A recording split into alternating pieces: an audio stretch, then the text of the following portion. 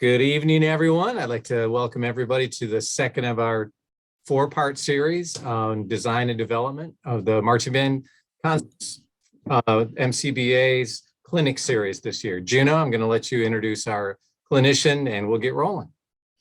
Hey, everybody, it's great to see you. If you can't make it, obviously we are recording this one. And like Chuck said, this is part 2. If you happen to miss part 1, it's right on the website, themcba.org, and you'll be able to listen to it at your convenience as well. And our great clinician, as you know from the first time, if you were here, is from Missouri. Her name is Lindsey Vento. I'm going to let her take it away from here. Awesome. Hey, everybody. Thanks for having me. I love doing these chats. This week, to kind of go piggyback off of what we started last time, we talked about the fun stuff last time. We talked about creating a concept and designing a show and all of the colors and the aesthetics and all the fun stuff that everyone likes to sit around the table and talk about. And so this time, not that this isn't fun, I'm a type A personality and nuts and bolts are my favorite. So what we're going to talk about is the differences between your storyboard and your production document. So essentially your horizontal design and your vertical design. So your storyboard being what are the ideas from beginning to end? And then the production document that we're going to talk through today are the things that, how are those events happening? Rehearsal letter A, what is rehearsal letter B? What is C? When do these events happen? When do the props move? When does the guard change equipment? So we don't get into those moments where you have, 25 guard running off to the front sideline because there wasn't enough music planned to change that swing flag, right? We've all been there. We've all done it. We've all made the mistake. We've all judged it. We've all looked at it. So I want to talk to you a lot about the production document today because it's really I like to call it the Swiss Army knife of marching band. It's everything that you need to really logistically do. Like we talked about last time, if you watched the last series, it's really 90% logistics and 10% creativity. And this is really proof of that. So let me share my screen really quick.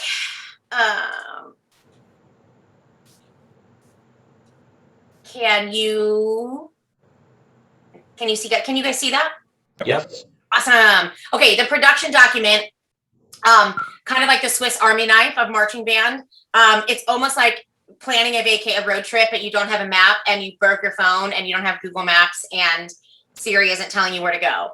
These are the things that is absolutely, in my opinion, the absolute necessity to making those creative ideas and designs that you have actually possible.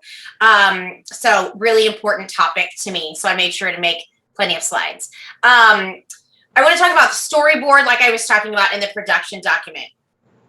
Again, your storyboard is really the art side of your design if you were going to break them into those categories.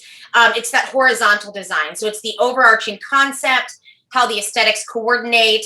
It's the large scale of events. It's that macro micro difference, right? It's the big events. What is the story that we're trying to tell? And it's not necessarily, we hear that a lot. What's the story you're trying to tell? That's not necessarily meaning that you have to tell a story. There doesn't have to be an antagonist and a protagonist, and there doesn't have to be a plot, right? But it's what are the intentions? What is this show supposed to be telling me? What are we supposed to be going through? Every production should have an arc to the program, a beginning, a middle, and an end, right? And then your production document, your production sheet is really the nuts and bolts. It's like you design a house and these are the blueprints. These are the ways in which we're going to frame the house and the ways in which we're going to put the drywall and when do we paint the house. And it's the order of events really for design. It's who plays when, who moves when, primary, secondary, tertiary focuses, all of that stuff. I've learned how to compile on one document. And so I hope when I go through this today, you steal everything I'm telling you, like literally screenshot it, steal it, take it, do it, all of that, because I think it's really the thing that makes it work. So how the storyboard and the production document are really alike is they're both organizational documents. They're both going to kind of like fine tune what our thoughts and visions are, putting our visions onto paper. They both require consistent updating and attention. And this is important because whether you're a band director or a designer or a drill writer or whatever you do in the marching arts, it's like we have all of this time in May. Like spring concert's done and you're like, let's move on to marching band. You have all this time. In June, band camps haven't started and you're like, man, this is great. And we're updating and we're Zooming and we're emailing. We've got all this time. And then band camp starts and we're still okay. We're invested. And then school starts. And then we're a little less time. And then the actual season starts and you're just trying to get the children on the bus. And you're just trying to get the trailer loaded and you're just trying to find a driver for your prop truck or whatever it is, right? So it's important that we do consistent updating to these things. Ideas change. Things, what your students can and can't do change over time. And so we have to make sure that we're paying attention and editing these things as we go. What makes the two things different? That's the horizontal, like I had talked about, the horizontal design and the vertical design. It's the macro, it's the big picture, it's what are we trying to say, what's it gonna look like? And then it's the micro, what's it gonna look like at letter A? What's it gonna look like at the end of the ballad? Those are the vertical things that we also wanna make sure we break down.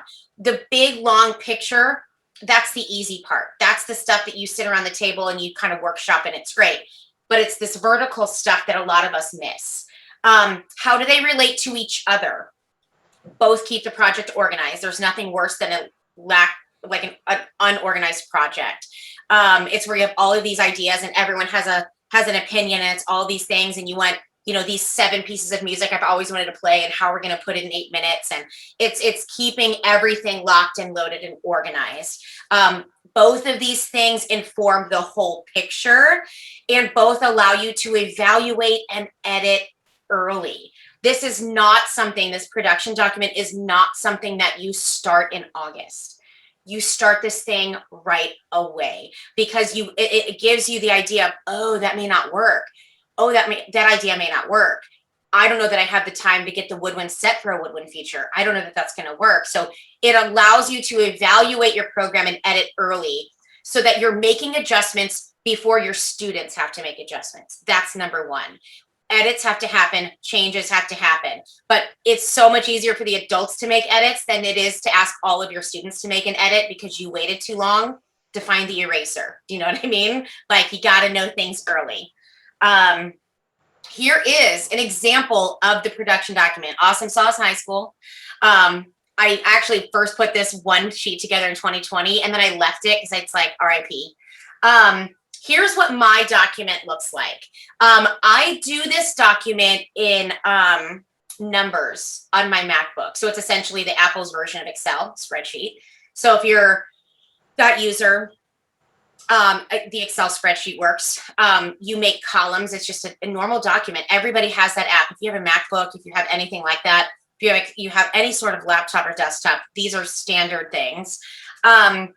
What you can see here at the top, everything is lined out. The measures, the counts, which is, I'll explain to you how I break those down. Who is playing? Is it the woodwinds? Is it everybody? Is it an all skate? Is it just the high brass? Is it just the low brass? Percussion. My God, do we forget about the percussion sometimes? And then we're like, just stick them in the middle. It'll be fine. Just have them play less, right? We forget about the percussion often. My next thing here is the vision, the staging ideas, the focuses. When everything is important on the field at the same time, then nothing is. You've got to figure out what your primary focus is and their vision and what is the plan for that section of your show. That's what we have broken down here in the vision. And then your color guard, they get their own list because they are not the same. It is not the same of we'll just figure out the clarinets later. They're changing equipment. They have to weight the field differently. You're not going to spread your clarinets 0 to 0 and 5 to 5, corner to quarter, but you do need to do that at times with your color guard. So it's really important. Well, you shouldn't be spreading your clarinets that far. If you are, don't do that. But the color guard actually has to cover a ton more space than everybody else. So they need their own call up. They need to know, we got to know what the color guard's doing So again, we don't have 30 kids running to the front sideline to grab that swing flag, and then everybody runs back out. And your commentary is, wow, that was really forced. And you went, well, but the music changed, so the color has to change. Well, you're exactly right. You got to plan for that stuff. There's got to be a plan in place before we start making those big changes. The measures here might look confusing to some of you. You're like, what is C? What is D? This is a little trick that I do. My husband, Steve, who's on the last webinar, does this as well, which is great. And then I have some other arrangers that have picked up on this. I like to have my scores, instead of labeled measure 1 to like measure 292, or starting over measure 1 on every production of your show. I like to break it down in letters. So A, 1 through 10, B, 1 through 15, however many measures are in that rehearsal letter. That way, when you make edits to something, you're not changing the measures for everything in that production. And then, when you get your pieware and your coordinates and it has that column labeled, well, you're not blowing that all up. You add 4 measures, then every coordinate sheet is wrong from there forward, unless you go back and change it. So that's just a little trick of the trade. I like every rehearsal letter to have its own measure numbers, and then we start back over. Accounts. This is where you can kind of there's no right or wrong to this. Essentially, your drill writer is going to, if that's you or if you send this off, your drill writer is going to help you kind of know where those phrases are, where the footfall should change, or where you should be changing form, whatever. But when you listen to music, everybody can kind of listen to music and hear the changes, right? Like you can hear the melodic content change, or a solo starts, or the woodwind feature starts, or, the low brass come in under the woodwinds. You can kind of hear where those phrases are. So the counts essentially are those phrases. Obviously, whoever's playing, this is really important. If they're listed and they're playing, they shouldn't be on the back hash. Am I right? Those are the focuses right here. These are your focuses. And when it says all, triple forte, these are moments where you have some play where it's all skate drill, where everybody's in. And that's great. And that's okay. We got to know where we're going. Those alls are important because that's kind of where we're going in the program. But you got to know who's playing when, so that your drill writer or whoever's doing that drill for you understands that this is a high brass feature. This needs to be on the 30-yard line, 8 steps in front of the front hash right there, so that they can plan ahead for that kind of stuff. Percussion, it's the same thing. If it's just the snares and the quads playing, that's really important for your drill writer to know. That's really, really important for them to know. If it's bass drums only, again, really important for them to know. That gives them the idea of, the bass drums can split off from the line for a minute and cover time and pulse for the low brass over here on side 1. And now I've got time to come back all together, right? So again, same thing it is for the winds, knowing who's playing. The vision for things. This is when I get a score, it's the first thing I do. When I get a score, the very first thing I do is, I kind of also talk through this on the next page, but I will go through and figure out where these phrase markings are. I'll figure out who the primary focuses are. I'll figure all of that out. Then once I go through that, I kind of know where my anchors are, right? If you've got a big impact, those are anchors. All of the drill moments that happen up to that point is a means to an end. Our whole goal is to get to these big arrivals and make sure that the arrivals are set up in the correct places of the field. And you don't realize those things until you go through the score and you look at something that has a woodwind feature, and then it has a brass feature, and then and you want the brass feature to hold, but then the next 4 bars later, you want this big arrival. Well, you start to realize, I don't know if that's going to work because I don't know how to get my brass and my woodwinds together. I don't know how to get them connected for a big arrival moment with only 4 measures. So that's when you go back and you think, okay, can I get more time here? Can the percussion now play for 8 bars instead of 4? And that's when you start making your edits early, knowing I got to get to a big arrival. I'm looking at the score. I know I want my double tonguing feature not to be moving, but then they got to play all together 4 bars later. Well, that's not enough time for for the band to restage. Let's add more time. These are all things that you can start to isolate early by going through documents like this. I color code things. Again, we're going to talk about this on the next slide too. I color code things for drill writers so they know these are non-negotiables, like all holding here and all holding here to catch a new tempo. These are important. Like we're going from 148 to 164 instantaneously. I sure as heck don't want my students marching through that. I want to hold the measure before that tempo change, right? And if I don't isolate that in order for my students to catch the hands for the new tempo, and I don't tell my drill writer, hey, I need to hold that one bar, it'll be easier for my kids. They're not going to know to do that. So those are things that you as the band director have, or your program coordinator, whoever does this for you, you got to be so nitpicky about this kind of stuff, right? Again, all holds, you'll see, I'll even list out on this guard. You can see my cursor moving, right? Okay, good. I'll even list out for the color guard. It's it's a big impact. Guard 1 through 7 are transitioning to rifle at letter E. Well, I don't put that at letter E. I put that before letter E so that the drill writer knows, oh, well, guard 1 through 7 can't be on the back hash because they're getting their rifles from the front sideline. Okay, this is good to know. So G1 through 7 are rifles. They're going to start coming in on rifle at letter E. I better have these people towards the front so that transition doesn't look like color guard kids riding on fire, right? And all of this stuff, to me, I love this kind of stuff, the nuts and bolts, but it can sound really overwhelming when you've never done it. You're like, how do I process all of these little things? Well, I mean, we do it for concert band, right? Don't you do score study? Don't you do score study? And you mark phrasing and you mark breathing points and you highlight the solos, you do all of the same. And I think a lot of band directors don't realize it's the exact same thing. You're just doing score study. You're just doing it for where do we want these things to go on the field. Score study, so important. Just as you would prepare your wind ensemble concerts, you prepare for marching productions. It's the same time. And again, if you hire a designer to do this, this isn't when, and this is me being real talk, right? It's my second week here. I feel like we're all friends. I could be super honest. This is not the time for you to tag out.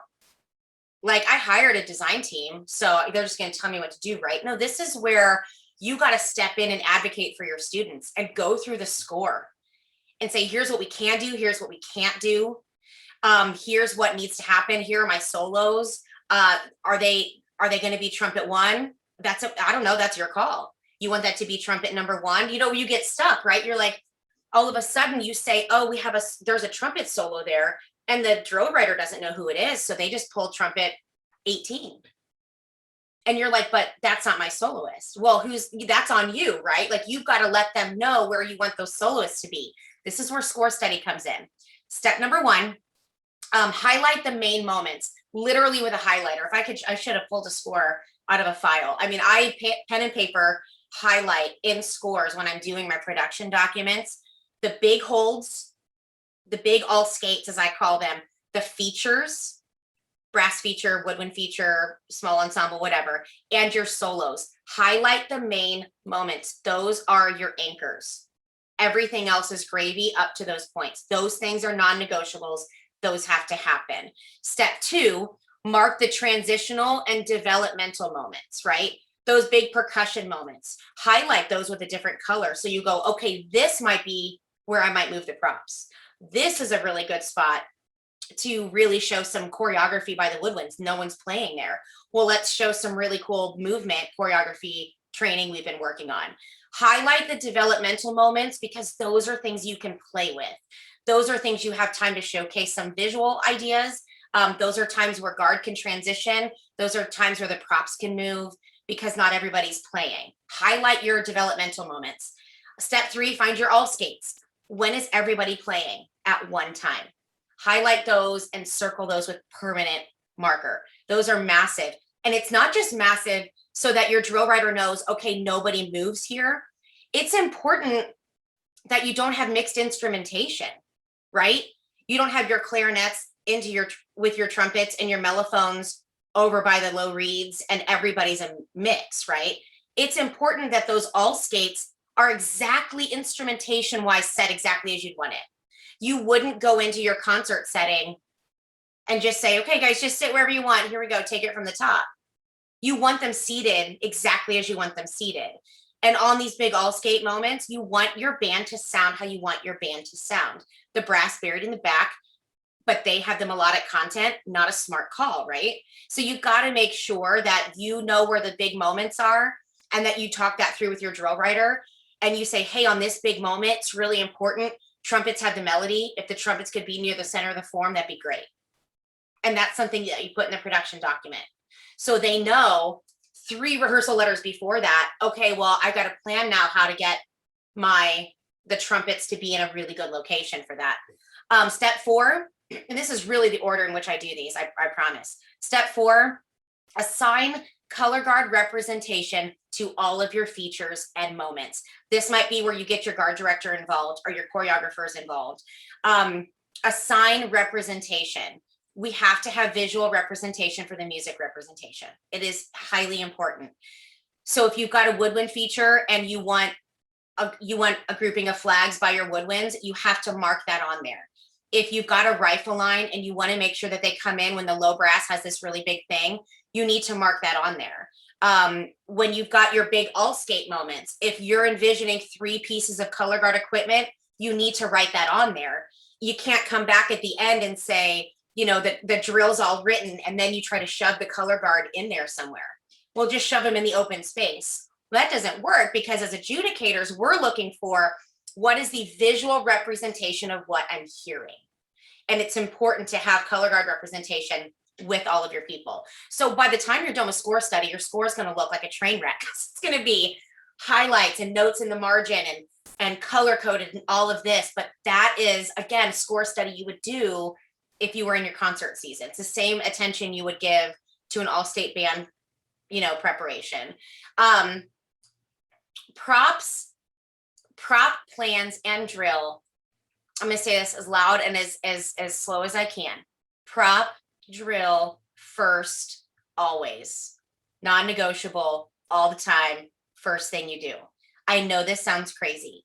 However, prop drill cannot be reactionary. If you have a plan to move 20 props on the field and you don't think about that until after the drill is going, or you think about it as you go, well, I'll figure out where I want them to go in the ballad after production 1.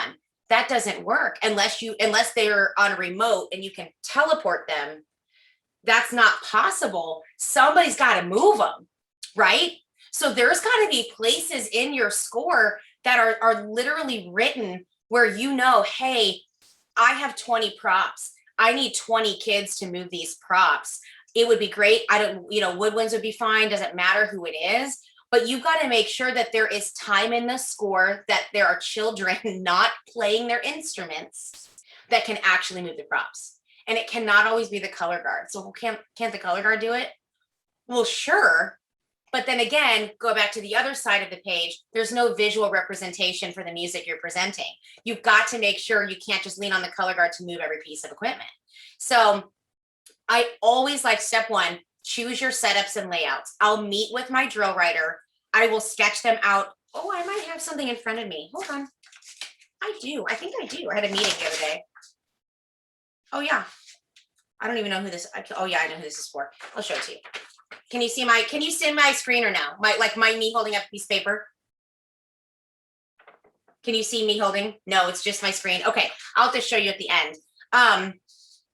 I will old fashioned print off football field drill from the internet, and I will take a marker and I will draw what I want the prop layouts to look like.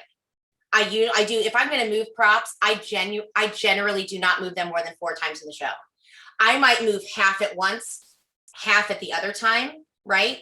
And that might look like 6 times I'm moving them, but I'm really only moving a certain prop no more than 4 times. I think that's too many. I choose my setups. I sketch them on paper. I send them to my drill writer. He or she puts them in Pieware. We see what it actually looks like. And then my drill writer can assess how many counts does it take to move that prop. That's the next step. okay, I move these props. This guy over here has got the longest way to go. Everybody can be set in 48 counts. Perfect. So I've got to make sure if my woodwinds are going to be moving those props, that there's 48 plus, because then they got to reset in the drill, right? I've got to make sure there's at least 52 to 64 counts somewhere in there where the woodwinds are not playing. Or I'm pulling half guard, half woodwinds. You see my point though, like there's got to be spots in the score that are 48 counts long where not everyone's playing so that you can actually move the props. And you don't know that until your drill writer gets in there and tells you, I need 48 counts for this prop move. And again, this is where you can edit, go, well, man, I don't know if we can hang without them playing for 48 counts. Can we do something different? Sure, let's find a new setup for your props, right? You got to find a new setup that works. Can you show me what it only lasts 32 counts? Then your drill writer goes, sure, let's figure out what 32 counts would look like. And you never want to move more than 8 to 5. If you're pushing this big thing, you want to try to stay at an 8 to 5, 7 to 5 thing, no more than that. Step 4. Oh, I didn't mean to do that. I'm clicking things and I don't mean to click things. Step 4, go to the score.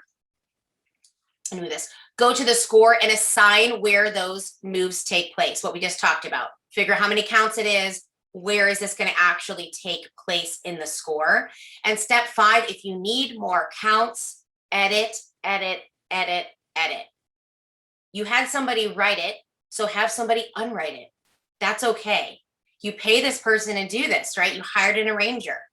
You hired an arranger. This is part of it. Or if you do it yourself, if you wrote it, you can unwrite it. That is so important to understand. If you need that to be 48 counts, that percussion moment to be 48 counts instead of 32, then make it 48 so that your prop movement isn't forced, right? We hear that a lot, like things are forced. And they're forced because they're uncomfortable. It looks like the students are labored doing all of these things. And it becomes not artistic. Your vision isn't, you're never going to meet your vision if things look uncomfortable, right? And we don't want to make anything look uncomfortable. Color coding. The color coding. Presentations are communication tools that can be, oh, that's not what I want. Color coding, that's something different. The color coding that is necessary on this as well. I wish you could see my paper at the same time. And I'll have to show that to you at the end. I will take the Pieware and I will print out the PDFs and I will color code directions. And then I will, where the prop directions are moving. And so I know that if my woodwinds are going to move the prop, I always lean on the poor woodwinds. The woodwinds are going to move the props and they're all going towards downside 1. I know then my woodwinds are going to end up on downside 1. That's important to know because then when I have this next big all skate moment, right? I have this big all skate moment happening. My woodwinds are going to be on side 1. My brass is going to be on side 2. Again, this is like roadmap stuff, right? I'm sure this isn't near as fun as designing a show, but it's the stuff that makes it better. I promise. Let me, if I click that, okay, good. And move me out of the way. Okay. Document your work. Documenting the logistics. Create your own spreadsheet and begin inputting your work. Again, this is the document I showed you. Start small, measures, counts, who's playing when. Then you get to have ideas. But first, it's how many counts do I get to have ideas? Who's playing and who can I be creative with? And then you get to your vision box about now what are my ideas? Now what can I actually do? Instead of having ideas and then seeing if the score will work with those ideas. Start the other way around. Start small, end up bigger.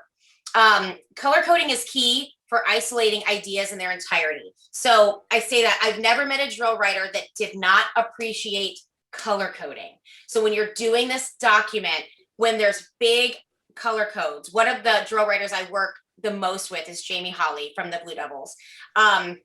I will send him a document and it will have every section as a different color. That way he knows, oh, this is one idea. This is one idea. And at the end of every idea is an arrival point. So the first few things are he gets to play with it, right? he gets to do drill, you get to do creative, whatever. And then the last thing is, oh, I better get everybody together because I have an arrival. Then the next color code section starts, right? Letters D through G. And there's some play. He can workshop some drill ideas, do some drill. And then, oh, I got to get everybody back together because we have an all skate moment coming at the end of letter G. Does that make sense? Where the color coding, so your drill writer knows the sections, how those break down for you. What presents issues? As you document things, you will find the issues. The eraser is your best friend. You will not know as many of the red flags or the issues until you do a document where you think, like we go back to the props, we go, oh man, or the color guard, like, I don't know how they're going to get their equipment. There's not enough time there. And you won't know that until you start breaking this stuff down on a document and you look at it and you think, oh man, they need way more time to get to their rifles. We better add some more time in the score, right? We're so quick. I say we, because I'm a musician first, as that's funny not, but we're so quick to want to edit the drill and change the drill and change the visual. And we're so quick to do that. And we're less quick to change the music. I don't know if it's like that in Michigan, but it's like that in a lot of places where everybody's really slow to edit their score because it's Stravinsky and we have to play it like Stravinsky told me to. And we're really shy to edit the music score, but we're really quick to want to edit the drill. So make sure, as much as you're going to ask your drill writer to make edits, we're asking your music arranger to do the exact same thing. I went backwards. Sorry, I went back a page instead of forward. I think I'm getting it. So big things, just to recap this section right here. Creatively plan is your horizontal. That's your macro. Logistically plan, that's the document. That's all the verticals. What's happening at A, what's happening at B. And then mapping it out is actually crafting your document, which I think is absolutely key. That was a lot of information for the document. Do we want to do, if any, I don't know how many people are on here. I can't see because I've got my screen up. Does anyone have questions, or we want to, oh, why did that stop?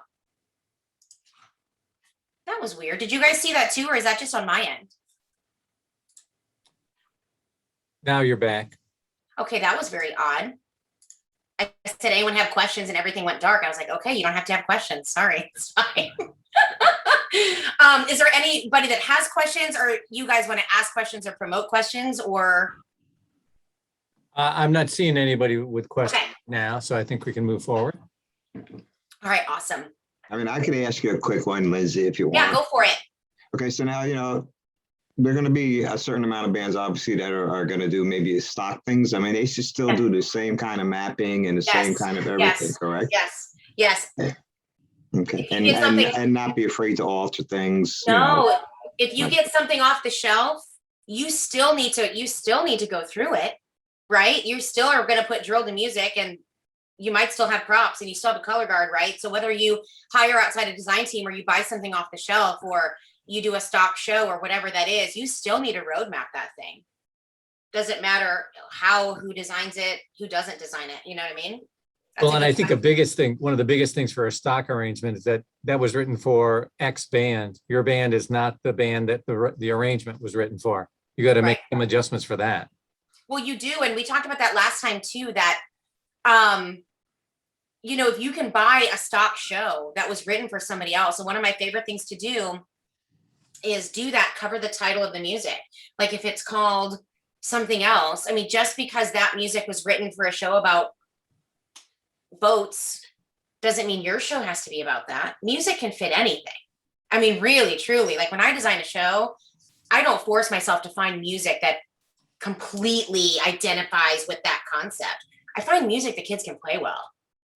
And I find the highs and lows and the effects within that music. Doesn't matter what it is that you're playing. You just got to play it well.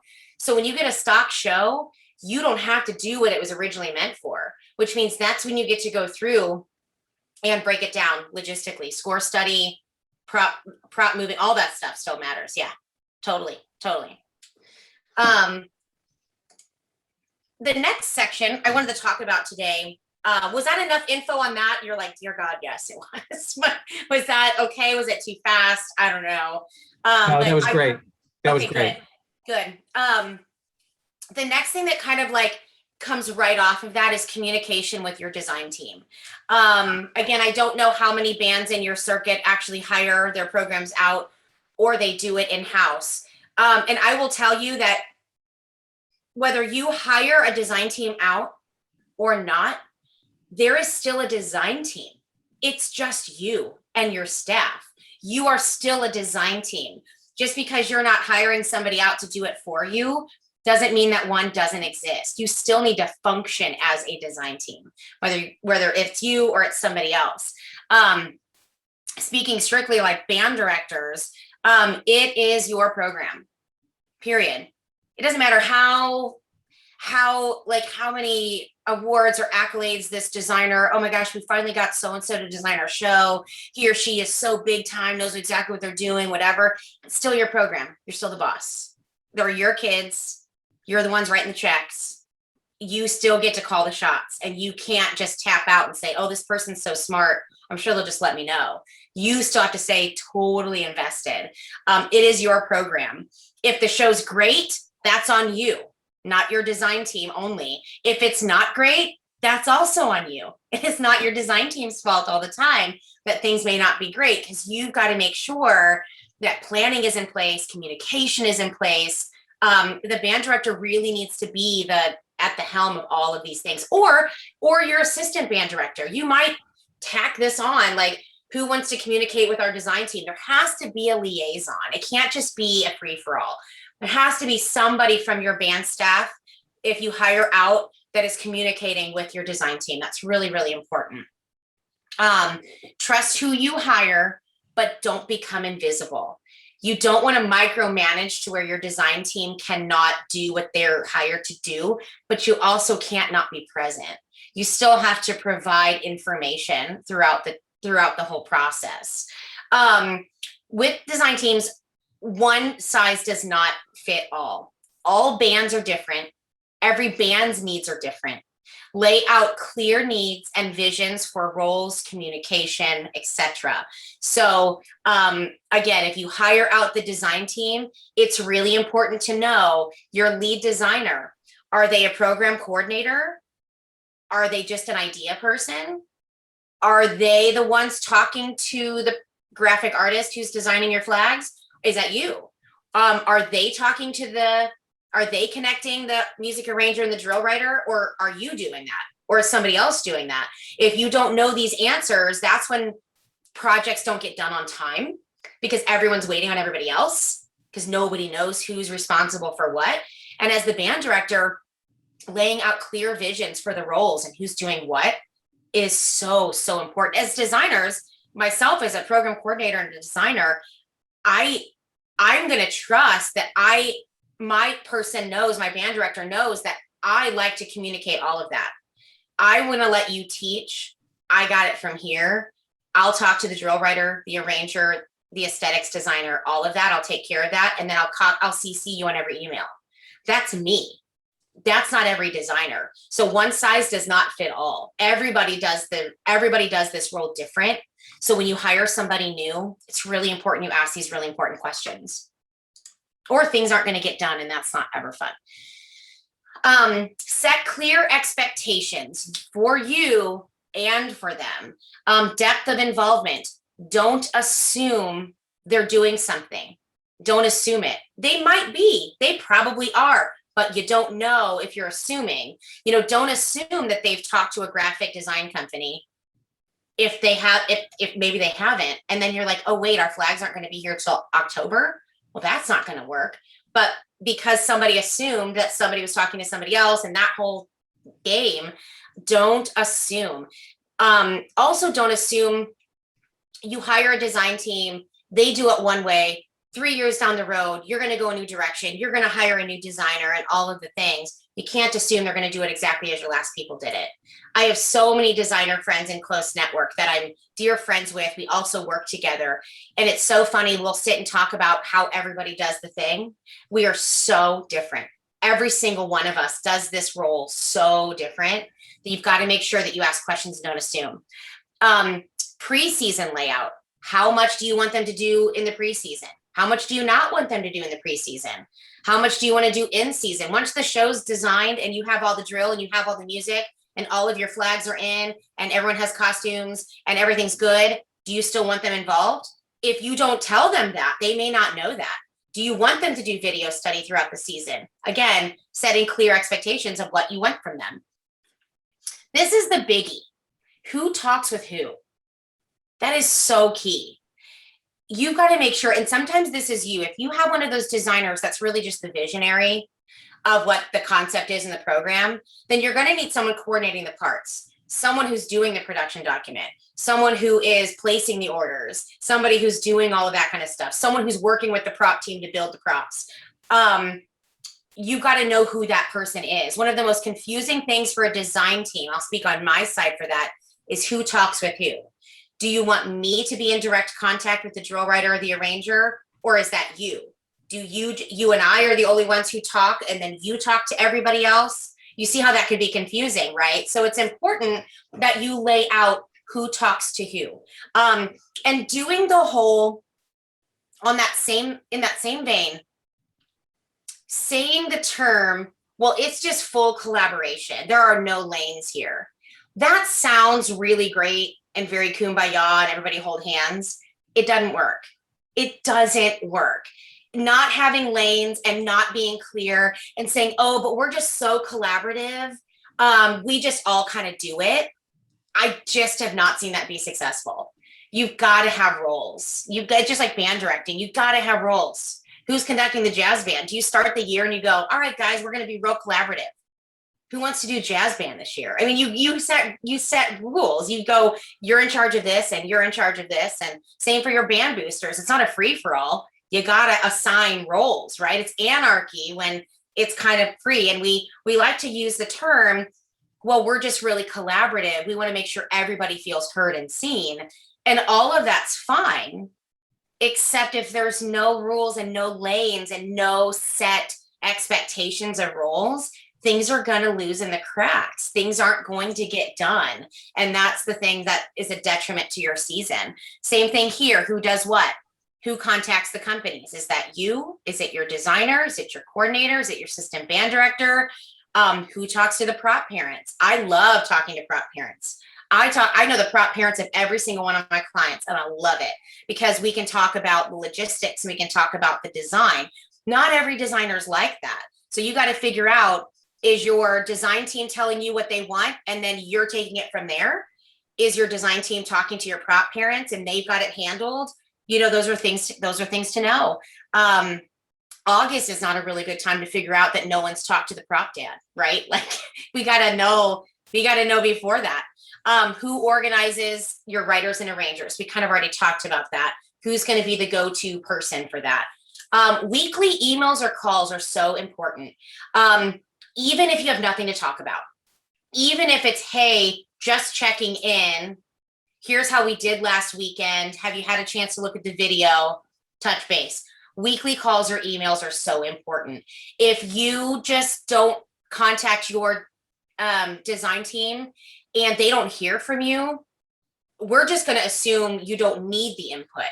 Design teams aren't going to come at you with like, here's everything that we have to say and here's what we want you to do. And here, we've got to make sure it's your band, it's your program. So have weekly emails or weekly calls, even if it's a 5-minute Zoom call. Everybody checking in. Does anybody have any edits this week? Does anybody see anything in the production from last Saturday that we want to adjust? And then from there, like, oh yeah, letter E, X, blah, blah, blah. Oh, okay. Your arranger's on the call. And you're like, okay, so-and-so, you got that. You want to get me that edit? Can we get it by Thursday? I've got rehearsal. Then the guard director is also on that call. So then Sally knows, oh, we cut that music feature. So all of that work I just taught them on Monday, that's out, right? So these are the things where you have to stay communicative, or they're going to be people on your team who don't know what's going on. And there is no wrath in the world greater than a color guard director who does not know music got cut. There's no wrath bigger, seriously, where you go to a rehearsal and the color guard's doing their thing and they're spinning work. And you're like, oh yeah, we cut that last week. And she just spent 10 hours cleaning or writing something and did not get the information. there's just no wrath bigger than a color guard director who did not know things changed. And you don't think about that as a band director. I mean, let's be honest, like that's not the guard is not a priority for everybody. And that's okay. I mean, that's normal. No one expects it to be. But we need to know who's telling the color guard director, who's telling them that things are changing. That's so important. Also with the design team, questions to ask yourself. This is really, really, really key. Why did I hire a design team? That's a big question. You hired them for a reason. When it starts to feel that you've given up control, because my God, you're going to feel like that. You are going to feel like, I don't feel like I'm making any decisions for my own band. You give up control, or that someone else is making decisions for your band. Remind yourself of this. You hired them so that you could teach.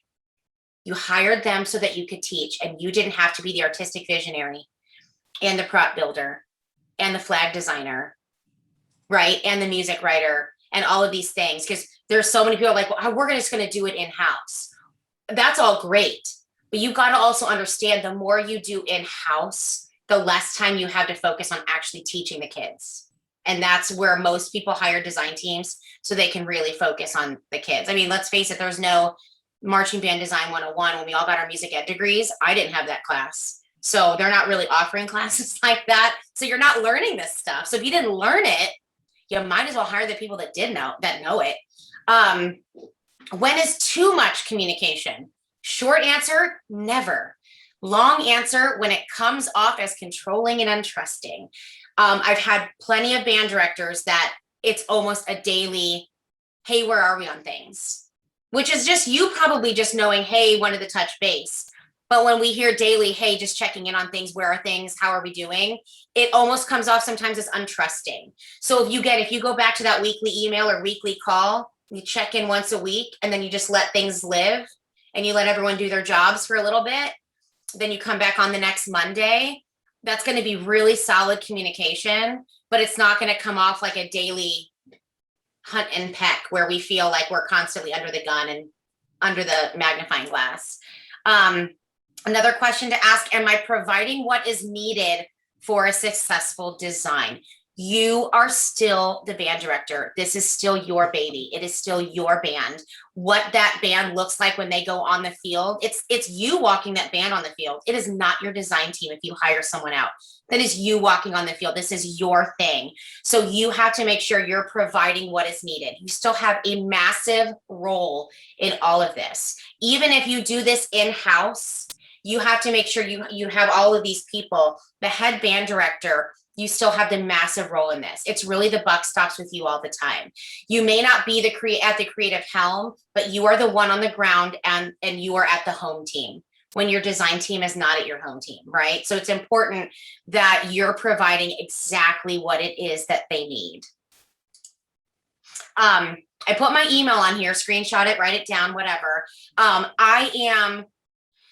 I offer myself and to answer questions to a fault, honestly, but I love answering questions. I give webinars, and there's so much info. And then there's tons of, like, people will watch this video probably next week or the week after, and they'll be like, oh man, I had a question. What do I do now? So here's my email. Take it. I love communicating. I could talk about this stuff all day long. There is literally no charge, and I'm not going to try to sell my services to you because I'm actually really full. So I don't have it anyway right now. And I'm a mom, and so I know my limits. But really, I love answering these questions. I love nothing greater than, whether I'm watching or adjudicating, I love nothing more than seeing an organized program where everything is where it's supposed to be at all the time, and the props move so well, and the kids play the music so well, and it's achievable, and it's compatible, and the aesthetics are all coordinated. And I love nothing more. And if I could judge that more and more, then I will be happy to give you my email and answer any questions you might have about any of this. So I will stop sharing my screen and boring you with all of my words. All right. That was a mouthful. That was a lot to fit in. It's a lot to fit in. Do you guys, anyone on the screen right now, have any questions about any of that? Lindsay, no questions, but just want to say this was excellent. This was excellent. Oh, good. Entire outline, the diagram that you've set up, the value in that is phenomenal, and I definitely plan on sharing it with directors I work with. Yes. Very, Yes, very please. impressive. And it just lays out with common sense, and it's only going to make any ensemble better. Well done. Thank you. Oh, thank you, Dave. I appreciate that. That makes me feel good. I want, it's almost like, I feel like I got to this point. I mean, Joey's known me since my early stages. I feel like I got to this point after all of the mistakes I've made. Have we all got there in life? Like, I'm only here because I screwed up 97 times. But you know, I feel like I finally got to the point and I'm thinking, why aren't these ideas working? I have these beautiful ideas and I can't get anything to work. And it was early in my career, and I'm like, why does it always feel like I'm catching myself too late? And then when I started drafting documents and really checks and balances of my ideas, the organization of your ideas is far greater than the idea itself. I mean, you can tell a story all you want, and you can try to have the antagonist and the protagonist, but if it's not outlined and organized, then, you know, your ideas are going to fall flat, you know? So I'm glad this is helpful. Thank you. Yeah, it's great. Lindsay, last time you sent me your presentation. And Yes, I will. do that again, and that'll be on the website. Perfect. Perfect. Yeah, I want everyone to save it, screenshot it, steal it, use it, share it, really. Yeah, Chuck will send this out to the membership probably Monday or Tuesday. He usually does that or whatever. And the thing I thought that was great is what you said, that the adults can take care of the problems beforehand, before it even gets to the field to be a problem. I mean, I think that is so important. You just save so much time and energy. Well, and you're going to make edits through the season, right? I mean, you're all going to make edits. I mean, you can't, well, I've never not made edits. I mean, if anybody knows how to not make a mistake to start, please let me know. But, and sometimes it's not even a mistake. I think so many of us are so scared to make changes because that's admitting we messed up, or and it's not. It's like sometimes it looks really great on paper and every form is so clean on Pieware. And then, you know what I mean? Sally bass clarinet is not Pieware animation guy. Like, it's not working. And sometimes it's not that the idea didn't work. And it's not sometimes that you made a mistake. It's like, you know what, now that I see that, I don't know that that's worth it. Or I really thought the brass were going to be able to move their feet better than that. We might need to adjust this a step size, which then changes some pages around. So I think so many of us, and I include myself, is that we get so scared to make edits during the season as well, because then your kids know things are changing. And if your students know things are changing, then something must be wrong. You know, and it's always like, did the judges not like it? And it's like, what? No, it just needed to change, right? Does anybody else have their students ask that? It's like, why are we changing it? Do the judges not like us? It's like, no, we're making edits because we're going to showcase you even better if we do it this way, you know, or sell it. And sometimes the judges just didn't like it, but they don't need to know that. Right? Like, sometimes it's like things you don't need to know. But yeah, the more edits you can make ahead of time, the less that Sally bass clarinet has to make, you know? It's usually freshmen. It's usually freshmen Sally bass clarinet. Yeah. I assume you got to be pretty honest with yourself in the beginning of the process, right? You. Oh my gosh, you have to. You have to be honest. I mean, and sometimes it's okay to punt and try an idea. And you know, this process, I don't know when you guys start drill. When do you guys typically start putting drill on the field? Do you guys have It depends what's the band level. Yeah. I mean, when I was at Plymouth, we started, you know, early July, just playing around with like the opener, like at least the first like several sets. But I've got a lot of groups that start end of July, right when they go to band camp. Yeah. That's pretty. Just again, level of competition, just it varies throughout the state. Yeah. And there's plenty of time if you start this stuff. Like, I don't know if you guys have already started. Some of you have already started down your design path, your conceptual path for next fall, right? So there's no reason, I mean, truly, there's no reason why you couldn't have a score by April. I don't know, I'm throwing out a date. There's no reason you can't have this by April. And then you start going through it and you start doing your score study. Take 2 weeks to do score study, a little bit each night, and then start putting together a production document. And then the red flags start going off in May. Well, that's tons of time, to go, oh, this isn't working, but if you don't start this process, you get the score in April and you're like, well, I'll just wait till after the spring concert. Oh, you might be hurting if you don't start looking at this score study, soon, I think. And I use the spring concert because I hear it so many times from band directors. Yeah, I just need to get through the spring concert and then I'll be able to look at that. And it's like, that's fine, but I might be a little late.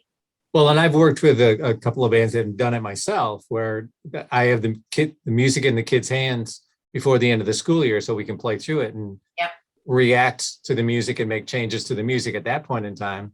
Yeah. Actually hear what it sounds like versus a MIDI file, which sometimes you can't really tell. Right. Absolutely. Well, everything. So again, everything looks good on Pieware and everything sounds good on a MIDI. Everyone's in tune and everyone's in step on Pieware. And so you're like, we're going to be great. And then you're like, oh God, my kids aren't those people. It's a big deal. And I am I've heard so many things through my work with Conselmer as well. I hear so many people say, well, we don't want to give the kids the music and before school, that's just stretching marching band too far and it's making it a priority. And I'm like, I don't know why in the world would allowing your kids to be more musically successful be a bad idea. And they're like, well, but it's marching band and music education, music education. You're telling me your children playing new music is not music education?